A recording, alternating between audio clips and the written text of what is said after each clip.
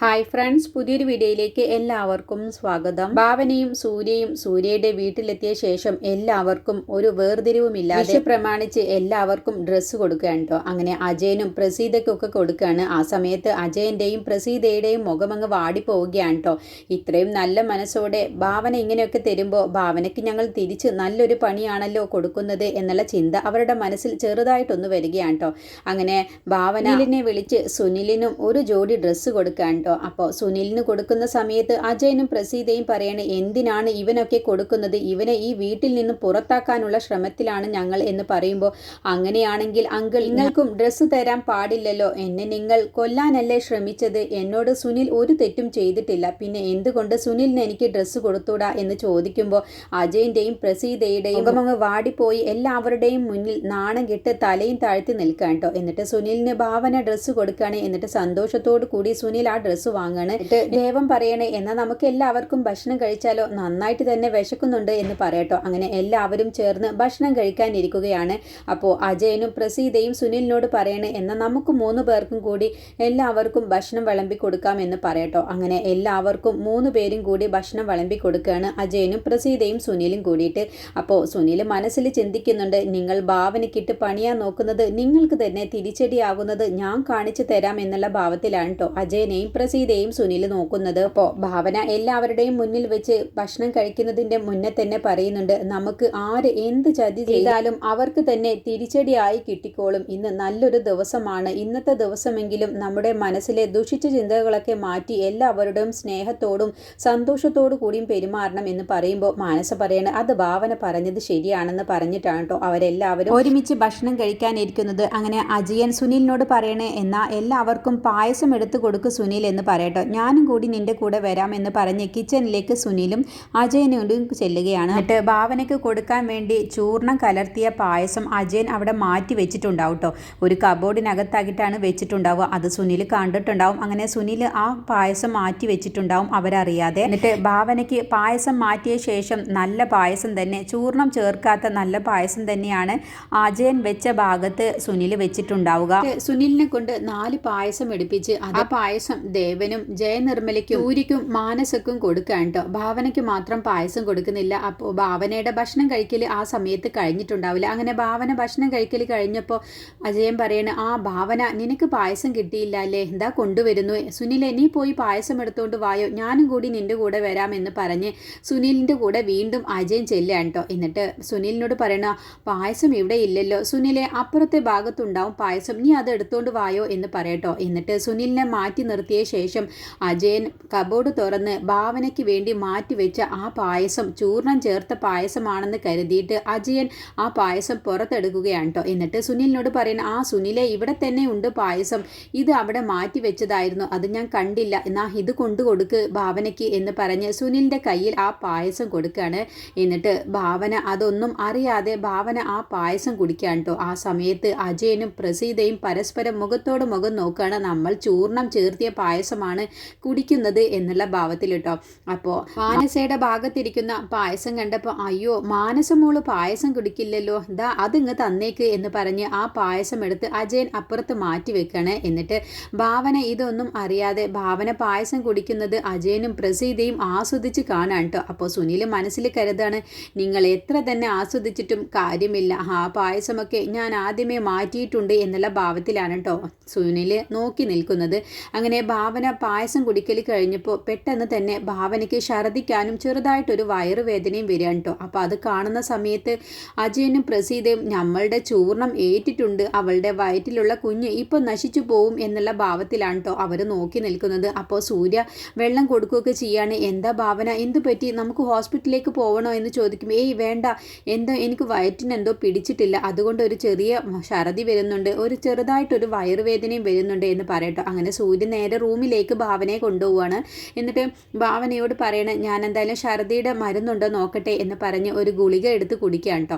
അപ്പോൾ ഭാവനയോട് റെസ്റ്റ് എടുക്കാൻ വേണ്ടി സൂര്യ പറയണേ. എന്നിട്ട് ചോദിക്കുന്നുണ്ട്, നിനക്ക് വല്ല കുഴപ്പമുണ്ടോ എങ്കിൽ നമുക്ക് ഡോക്ടറുടെ അടുത്ത് പോവാം എന്ന് പറയുമ്പോൾ ഭാവന പറയണ, അതൊന്നും വേണ്ട, ഞാൻ കുറച്ച് നേരം റെസ്റ്റ് എടുത്തോളാം എന്ന് പറഞ്ഞ് ഭാവന ഉറങ്ങുകയാണ്. എന്നിട്ട് അജയനും പ്രസീതയും മനസ്സിൽ കരുതാണ്, നമ്മൾ ഉദ്ദേശിച്ചതുപോലെ കാര്യങ്ങളൊക്കെ നടന്നിട്ടുണ്ട്, എന്നാൽ നമുക്ക് സന്തോഷത്തോടു കൂടി സദ്യ കഴിക്കാം എന്ന് പറഞ്ഞ് അവർ 2 പേരും സദ്യ കഴിക്കാനിരിക്കുകയാണ്. അപ്പോൾ ജയനിർമ്മല സുനിലിനോട് പറയണേ, എന്നാ സുനിൽ നീ കൂടി സദ്യ കഴിച്ചേക്ക് എന്ന് പറയുമ്പോൾ എനിക്ക് വേണ്ട ആൻറ്റി, അത് പറ്റില്ല, ഇനി ഇവരുടെ കൂടെ തന്നെ നീയും കഴിച്ചോ എന്ന് പറഞ്ഞ് സുനിലിനെയും അവരോടൊപ്പം ചേർന്ന് ഇരിക്കുകയാണ് കേട്ടോ. എന്നിട്ട് 3 പേരും കൂടി സദ്യ കഴിക്കുകയാണ്. അപ്പോൾ പരിഹാസത്തോടു കൂടി അജയൻ സുനിലിനോട് പറയുന്നുണ്ട്, ആ നന്നായിട്ട് കഴിച്ചോ, പായസവും കുടിച്ചോ, വെള്ളവും കുടിച്ചോ എന്നൊക്കെ പറഞ്ഞ് ഇങ്ങനെ പരിഹസിച്ച പോലെ സംസാരിക്കുന്നുണ്ട് കേട്ടോ. അപ്പോഴൊക്കെ സുനിൽ പുഞ്ചിരിയോട് കൂടിയിട്ടാണ് അജയനെയും പ്രസീതയെയും നോക്കുന്നത്.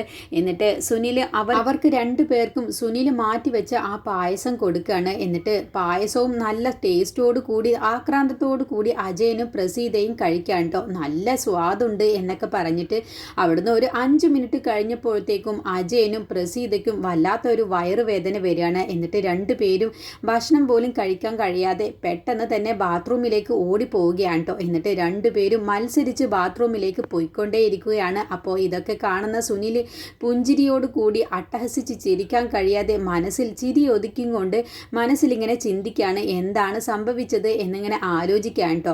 ഭാവനയ്ക്ക് വേണ്ടി കൊടുക്കാൻ വെച്ച ചൂർണം ചേർത്ത പായസം ഭാവനയ്ക്ക് പകരം അജയനും പ്രസീതയുമാണ് കഴിക്കുന്നത്. അപ്പോൾ സുനിൽ 2 ഗ്ലാസ് എടുത്ത് അതിലേക്ക് പകുതി പായസം ഒഴിച്ച ശേഷം ഭാവനയ്ക്ക് കൊടുക്കാൻ വേണ്ടി വെച്ച ചൂർണം ചേർത്ത പായസം 2ലും ഒഴിച്ച് മിക്സ് ആക്കുകയാണ് കേട്ടോ.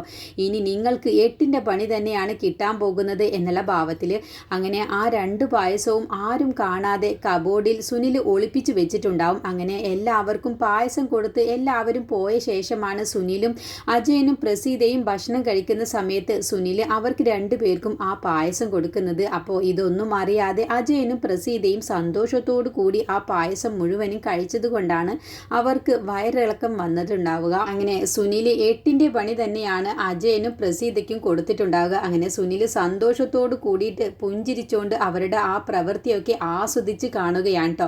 ഭാവനയ്ക്ക് വെച്ച് കെണിയിൽ നിങ്ങൾ തന്നെയാണ് വീണത്, നിങ്ങൾക്ക് ഒരിക്കലും ഭാവനയെ തകർക്കാൻ കഴിയില്ല എന്നുള്ള ഭാവത്തിലാണ് കേട്ടോ സുനിൽ അതൊക്കെ കണ്ടുകൊണ്ട് ഇരിക്കുന്നത്.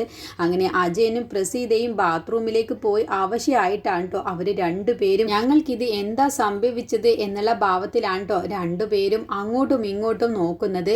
പിന്നീട് ഭരത്തും ഭാനുവും കൂടി സംസാരിക്കാണ്. എന്നിട്ട് പറയാണ്, ഭാനു മോഹനൻ അമ്മാവൻ വീട്ടിലേക്ക് വന്ന സമയത്ത് അത്രയ്ക്ക് മോശമായിട്ട് അവരോട് പെരുമാറണ്ടായിരുന്നു എന്ന് പറയട്ടോ. അപ്പോൾ ഭരത് പറയാണ്, അവർ ചോദിച്ച സ്ത്രീധനം അവരുടെ പെരുമാറ്റവും ഒക്കെ കൊണ്ടാണ് അമ്മയൊക്കെ അങ്ങനെ പെരുമാറിയത്. അവർ ചോദിച്ച സ്ത്രീധനം നമുക്കൊരിക്കലും കൊടുക്കാൻ കഴിയില്ല. അപ്പോൾ പിന്നെ അമ്മ ഇങ്ങനെ പെരുമാറിയതിൽ തെറ്റൊന്നുമില്ല. പക്ഷെ നിന്നെ എനിക്ക് കുറ്റപ്പെടുത്താനും കഴിയില്ല. ഞാനും ഒരു തെറ്റ് ചെയ്തിട്ടാണല്ലോ നിന്റെ മുന്നിലൊക്കെ നിൽക്കുന്നത്. അതുകൊണ്ട് എനിക്ക് നിങ്ങളെന്നെ ഒന്നും പറയാനും കഴിയില്ല എന്ന് പറയട്ടോ. പക്ഷെ ഭാവനേച്ചിക്കാണ് നിന്റെ വിവാഹവും ജയേഷിനെയും ഒരുമിച്ച് ആകുന്നത് വരെ വിശ്രമവും സമാധാനവും ഇല്ലാത്തത്. നമ്മളുടെ ഓരോരുത്തരുടെയും കാര്യത്തിന് വേണ്ടി ഭാവനേച്ചി എത്രമാത്രം കഷ്ടപ്പെടാറുണ്ട്. ഇനിയിപ്പോൾ നിങ്ങളുടെ 2 പേരുടെയും വിവാഹം നടക്കുന്നത് വരെ ഭാവനേച്ചിക്ക് ഒരു സമാധാനവും ഉണ്ടാവില്ല. പിന്നെ ഭാവനേച്ചി എത്രമാത്രം പ്രതീക്ഷയോടെയാണ് പഠിപ്പിക്കാൻ വിട്ടത്. സൂര്യേട്ടൻ ഇല്ലായിരുന്നെങ്കിൽ നിനക്കിപ്പോൾ ഇന്ന് ഇങ്ങനെ പഠിക്കാൻ പോലും കഴിയില്ലായിരുന്നു എന്ന് പറയുമ്പോൾ അനു പറയണേ, സൂര്യേട്ടന്റെ നല്ല മനസ്സുകൊണ്ടാണ് എനിക്കിങ്ങനെ പഠിക്കാൻ കഴിഞ്ഞത് തന്നെ. പക്ഷെ ഞാൻ ഇങ്ങനെ ഒരു കാര്യത്തിൽ ചെന്ന് പെടുമെന്ന് ഞാൻ സ്വപ്നത്തിൽ പോലും കരുതിയില്ല. ഇനിയിപ്പോൾ ഞാൻ കാരണം ഭാവനേച്ചി എന്തുമാത്രം അധികം വിഷമിക്കും. എനിക്കത് ഓർത്തിട്ട് തന്നെ സങ്കടം സഹിക്കാൻ കഴിയുന്നില്ല എന്ന് പറയുമ്പോൾ ഭരത് പറയണേ, എന്തെങ്കിലും ഭാവനേച്ചിയും സൂര്യേട്ടനും മനസ്സിൽ കരുതിയിട്ടുണ്ടാവും.